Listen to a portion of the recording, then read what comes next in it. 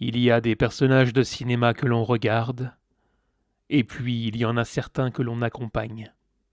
Rocky Balboa appartient clairement à la deuxième catégorie. Installez-vous confortablement et laissez-vous transporter dans l'univers de Rocky. Pendant 30 ans, Sylvester Stallone va faire vivre un personnage qui va connaître la gloire, la chute, la richesse, le deuil, la trahison et même un dernier combat contre le temps. Nous voici revenus en 1976, où l'on va découvrir un petit boxeur qui n'avait rien à perdre. Rocky, premier du nom, sort aux États-Unis le 3 décembre 1976. La sortie française se fera en mars 1977 et ce film est réalisé par John G. Avildsen. Les dates américaines de sortie de la saga sont notamment confirmées par les références consacrées à la franchise. La sortie française du premier film intervient en 1977. En 1976, personne ne connaît encore Rocky Balboa. Rocky, c'est un boxeur de seconde zone, un gars qui enchaîne les petits combats pour quelques dollars et qui travaille parallèlement comme homme de main pour un usurier. Sa vie n'a rien d'extraordinaire. Jusqu'au jour où le champion du monde des poids lourds, Apollo Creed, cherche un adversaire pour un combat exceptionnel. Et Apollo va choisir Rocky. Pas parce qu'il pense qu'il est le meilleur, mais parce que le surnom de Rocky est The Italian Stylon, ce qui veut dire l'étalon italien. Et ça lui plaît. On voit alors l'entraînement de Rocky. Pour Rocky, ce combat n'est finalement pas une question de titre, c'est l'occasion de prouver qu'il n'est pas un loser. Et contre toute attente, Rocky tient les 15 rounds. Il ne gagne pas le combat, mais il gagne quelque chose de beaucoup plus important, le respect. Ce film apporte beaucoup de choses. La première, on voit un homme qui refuse d'abandonner. Malgré ses difficultés, Rocky va se donner encore et encore pour dépasser ses propres limites. Puis vient Rocky II en 1979, La Revanche. Pour ma part, un de mes films préférés de la licence. La sortie américaine intervient le 15 juin 1979 et la sortie française en février 1980. Cette fois, le film est directement réalisé par Stallone lui-même. On reprend le film juste à la fin du premier combat. Rocky a perdu au point, mais Apollo Creed n'arrive pas à accepter la défaite et le résultat, malgré sa victoire. Tout le monde dit que Creed a perdu et que Rocky a gagné. Pour Apollo, Rocky n'était qu'un coup de chance. Il veut donc une revanche. Mais Rocky doute. Le problème, c'est que Rocky ne sait plus vraiment ce qu'il veut. Il se laisse un petit peu absorber par l'argent qu'il a reçu de son premier combat et va flamber en achetant une maison, une voiture et en faisant un peu n'importe quoi de son argent. Comme lorsque quelqu'un de pauvre devient d'un seul coup riche. Il se laisse dépasser par les émotions et va tout faire pour plaire à sa femme Adrienne. Il va d'ailleurs la demander en mariage, l'épouser, lui offrir une maison et lui offrir une vie que lui aimerait lui donner. Malheureusement, tout ne se passe pas comme prévu. Rocky retombe dans ses travers, chute et est obligé d'aller travailler à l'usine afin de pouvoir combler sa famille. Au cours de ce film, on apprend qu'Adrienne est enceinte. Rocky va donc devenir papa. Malheureusement, n'ayant pas le sou, Adrienne est obligée de retourner travailler à mi-temps dans une petite boutique animalière en face de la salle de boxe, où Rocky va retourner pour être un petit peu un assistant. Adrienne poursuit sa grossesse tant bien que mal, puis son frère, Polly, va faire une grosse bêtise. Adrienne va être hospitalisée à cause de son frère. Le bébé va bien, mais Adrienne est dans le coma. Avant tout cela, Rocky a repris son entraînement pour aller combattre Apollo Creed. Cependant, il n'est pas dedans, parce qu'Adrienne lui demande de ne pas combattre. Donc Rocky n'est absolument pas à son entraînement. Puis vient la sortie du coma d'Adrienne. Une de mes scènes préférées de ce film, qui me laisse encore des frissons à chaque fois que je la vois. Elle s'approche de Rocky et lui dit « There's one thing I want you to do for me. What? Come here. What? Win. Win. What are we waiting for? Take this! » Et Rocky est maintenant mentalement déverrouillé et va pouvoir lancer son entraînement comme une véritable machine de guerre. Toujours dans son entraînement, avec le fameux Mickey, le vieux boxeur tout cassé, comme il le dit lui-même, mais un entraîneur qui a du cœur, un entraîneur à la dure, à l'ancienne, un entraîneur qui va lui transmettre le goût du dépassement de soi. L'abandon n'est pas permis. Et il va faire de Rocky une machine de guerre. Et cette fois, Rocky ne veut plus simplement tenir 15 rounds. Cette fois, il veut gagner. Et Rocky devient champion du monde. Vient ensuite Rocky III, l'œil du tigre. Un film que j'adore, au moins autant que le deuxième. Combien de fois j'ai regardé ce film et combien de fois j'ai pleuré devant ce film. Comment ne pas pleurer devant ce film? 1982, Eyes of the Tiger, l'œil du tigre. Sorti le 28 mai 1982 aux États-Unis et en janvier 1983 en France. Une fois encore réalisé par Sylvester Stallone lui-même. Là, nous voyons le champion dans la gloire. Rocky a réussi. Il est devenu une superstar. Grosse maison, grosse voiture, grosse villa. Mais c'est justement là que les problèmes commencent. Arrive un boxeur inconnu au bataillon, Clubber Lang. Une machine de guerre, brutal, arrogant, agressif et surtout beaucoup plus dangereux que les adversaires précédents, car lui n'a pas peur de tuer. Clubber Lang, interprété par l'incroyable machine de l'époque, Mr. T, alias Barracuda, dans l'agence Tourisque. Et puis bien sûr, Rocky va relever le défi, faire un combat. Sauf que Rocky ne prend pas le combat au sérieux au début. Il s'entraîne devant les caméras, fait beaucoup de bruit, et Mickey n'aime pas ça du tout. Son entraîneur n'aime pas ça. Et avant son combat, Mickey ne va pas bien. Et Mickey meurt. Rocky perd son titre, mais surtout il perd Mickey, son père spirituel.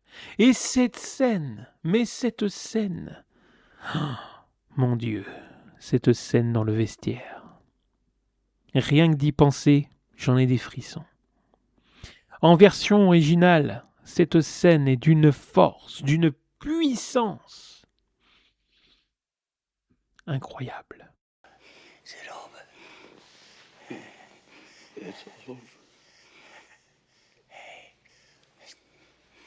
what happened? She knocked out.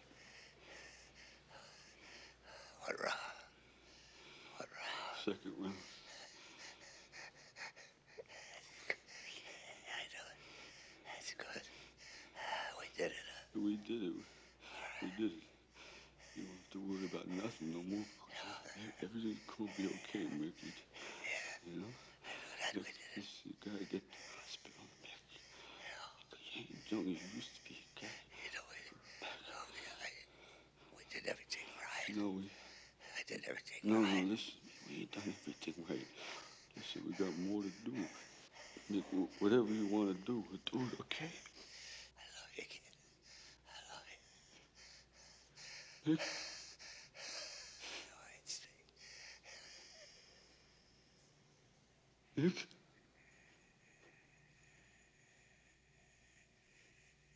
Nick!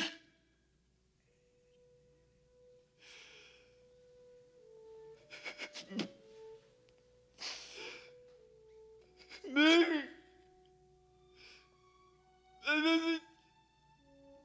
Nick doesn't hurt.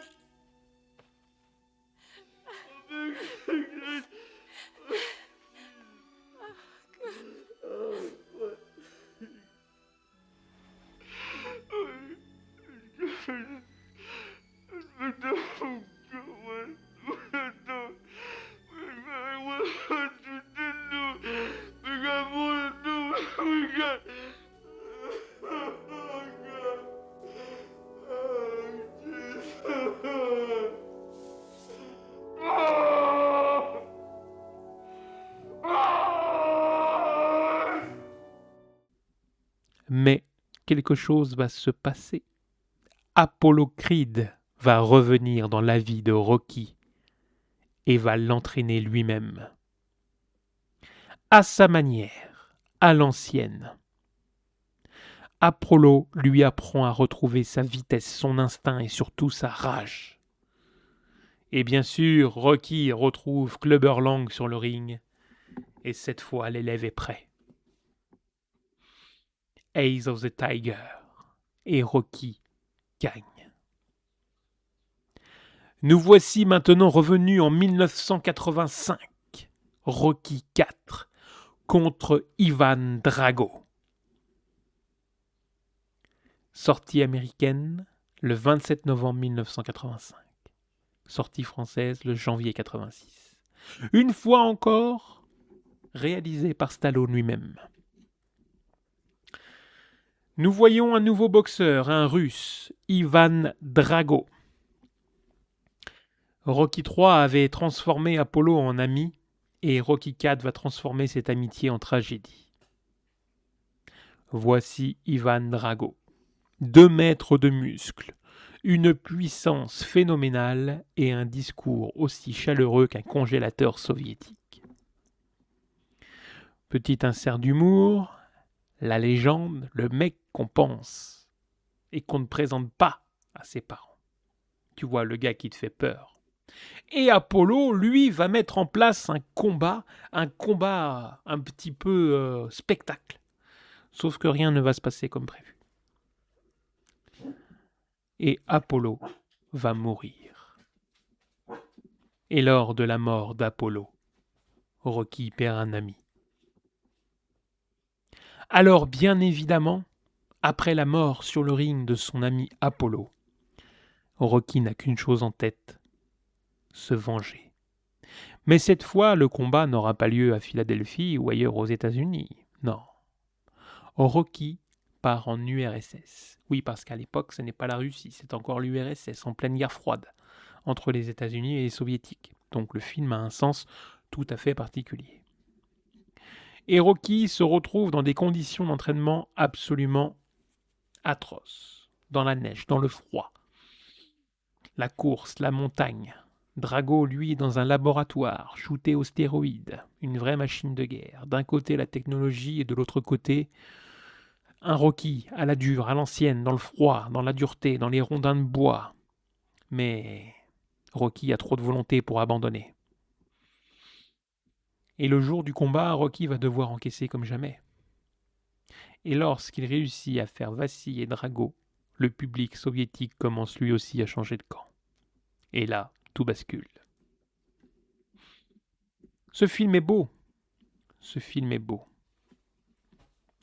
Rocky ne gagne pas seulement un combat, il devient un symbole pour l'Amérique et pour le monde. Puis vient Rocky V. En 1990, La Chute, sortie américaine le 16 novembre, sortie française en décembre. Le réalisateur cette fois est le même que le premier Rocky, John G. Avildsen. Nous voici de retour à Philadelphie. Rocky rentre chez lui, et là, tout s'effondre. La ruine. À la suite du combat contre Ivan Drago, Rocky doit arrêter la boxe. Ses finances sont également ruinées par une mauvaise gestion. Arrive alors Tommy Gunn. Rocky devient entraîneur et prend sous son aile un jeune boxeur extrêmement prometteur, Tommy Gunn. Mais ce jeune boxeur va le trahir. Tommy, lui, veut devenir célèbre. Et lorsque la gloire arrive, il commence à oublier celui qui lui a tout appris. Rocky et Tommy. Rocky va devoir affronter son ancien protégé, mais cette fois pas sur un ring, dans la rue. Ce film-là, je n'aime pas trop parce que je trouve qu'il sort du contexte de Rocky, et là on retrouve un Rocky un peu biaisé, un peu violent. Pas le Rocky qu'on connaît. Et je trouve que c'est dommage, car je pense que ce film-là est l'un des moins bons de la licence. Ce n'est que mon avis personnel. Chacun y verra midi à sa porte, mais à mon sens, ce Rocky 5 est le Rocky de trop. Rocky va donc devoir affronter son ancien protégé, et bien sûr Rocky gagne. Mais ce combat n'a jamais vraiment été une question de boxe, mais plutôt une question de fierté. Et la vraie victoire, c'est de rester soi-même.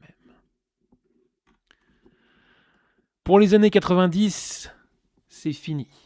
Voilà, on se dit, Rocky, c'est fini. Après Rocky 5, on se dit, c'est bon, on n'entendra plus jamais parler de Rocky. Et arrive 2006. Rocky Balboa. Sortie américaine en décembre 2006. Sortie française, janvier 2007. Réalisé par Stallone lui-même. Mon Dieu, ce film. Quelle merveille, ce film. 30 ans plus tard, on retrouve un Rocky, vieillissant, vieux d'ailleurs, puisque c'est 16 ans après Rocky V. Rocky est âgé, il a acheté un restaurant, il a vieilli, sa femme, Adrienne, son pilier, son repère est morte, son fils s'est éloigné de lui, ne lui parle plus, et Rocky vit désormais dans le souvenir de sa gloire passée.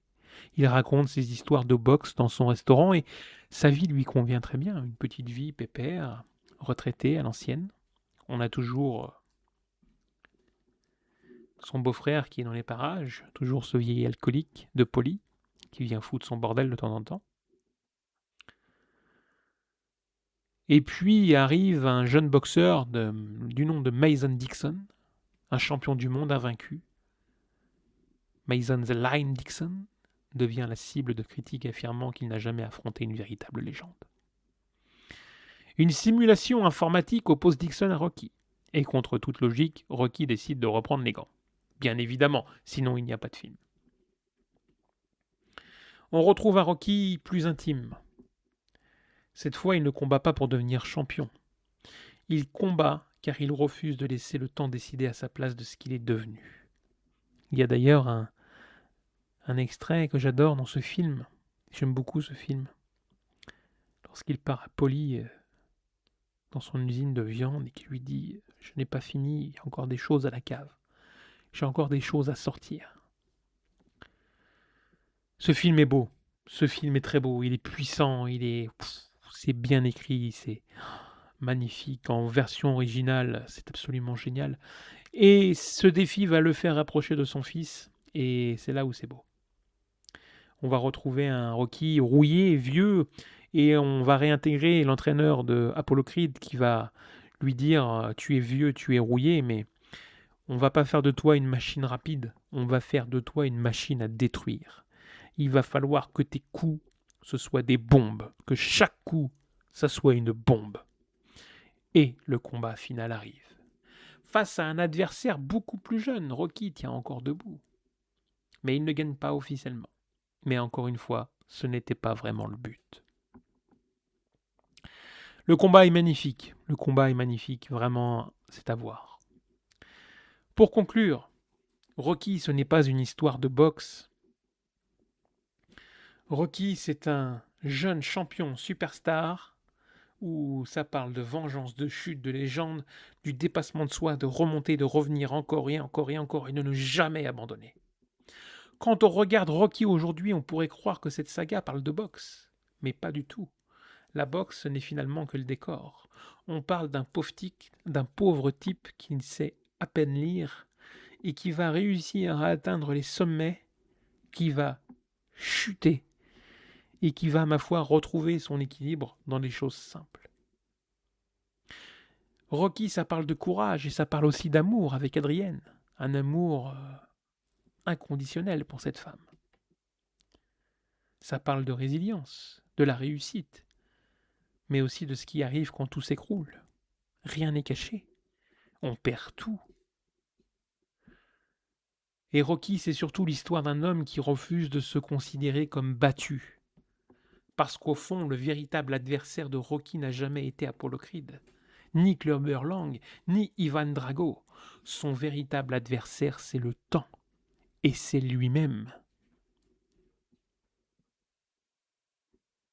6 films, 30 ans d'histoire, et un personnage devenu une icône. Et une question qui reste encore aujourd'hui. Est-ce que Rocky est le meilleur boxeur du cinéma ? Sans doute que non. Mais c'est certainement l'un des plus grands personnages que le cinéma nous ait donné. Rocky, c'est une histoire qui a commencé en 1976 et qui s'est finie en 2006. Viendra ensuite les films Creed, mais ça sera pour une autre vidéo. Je vous remercie d'avoir pris le temps de regarder cette vidéo sous un format un petit peu particulier. Aujourd'hui, j'avais envie de vous partager autre chose. J'avais envie de vous transmettre ma passion pour ces films de Rocky que j'adore, qui me font toujours autant vibrer et autant pleurer 30 ans après, car ce sont des films vrais, faits avec les tripes. C'était Regarde dans le rétro, et c'était l'histoire de Rocky. Prenez soin de vous, et à très bientôt.